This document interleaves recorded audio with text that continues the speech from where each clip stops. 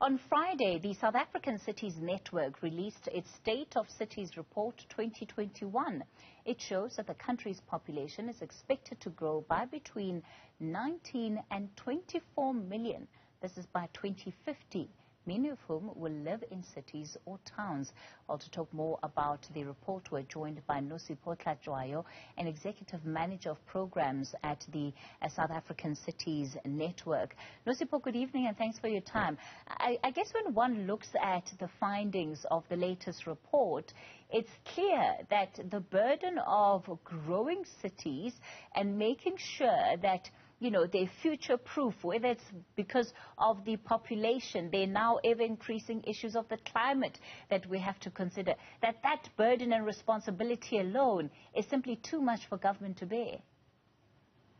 That's very true, Kathy. I mean, as you see the growth in the cities in terms of numbers, we are also experiencing the pressures that these cities face. But at the same time, the pressures that they are faced with, there's an expectation that they deal with these things alone, which is a misconception. So it then begs the question of saying, how do we make sure that as more people move into cities, we find alternative ways of making sure that the new entrants into the city are also accommodated, and we don't only rely on the resources that cities and government have to deal with these challenges. But I must also say, Kathy, that most of the cities have maintained their delivery in terms of the provision of water, sanitation, electricity, and waste collection. But the continued growth, which we are expecting to see over time, will definitely put pressures on cities. This growth also means that the way in which we develop infrastructure must take into account for the kind of population numbers we'll be dealing with in future. And if where we are is anything to go by, I mean, a city like the city of Johannesburg is very popular. A province like Gauteng, despite the fact that it has so many metropolitan municipalities, is still unable to deliver services efficiently due to the rapid urbanization. It's very true. I mean, it's not only in Joburg.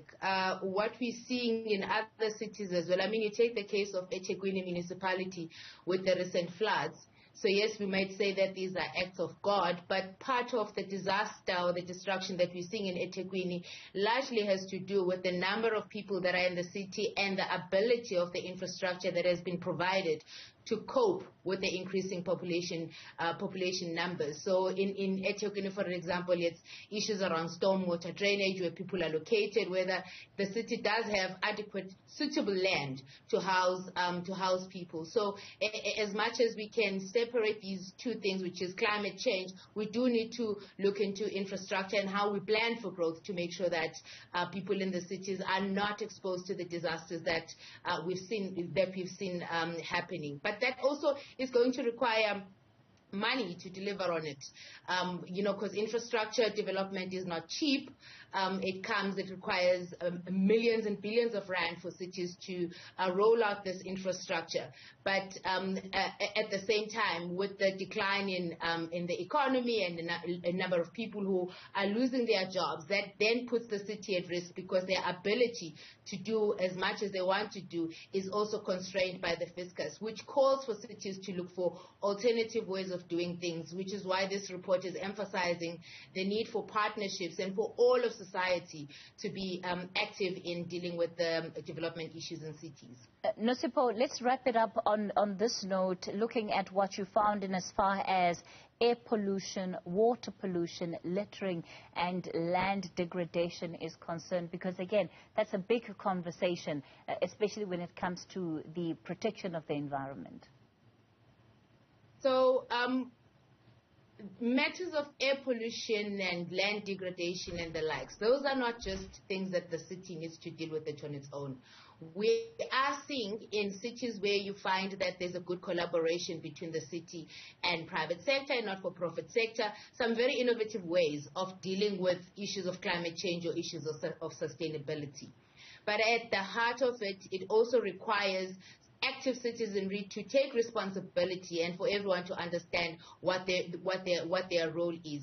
So much as we call for cooperative governance and for government to pull their socks together and pull all the resources together to deal with these issues that you have mentioned. There is a responsibility on the citizenry as well to play their part to make sure that some of these challenges are addressed. Nosipho Hlatshwayo of the South African Cities Network.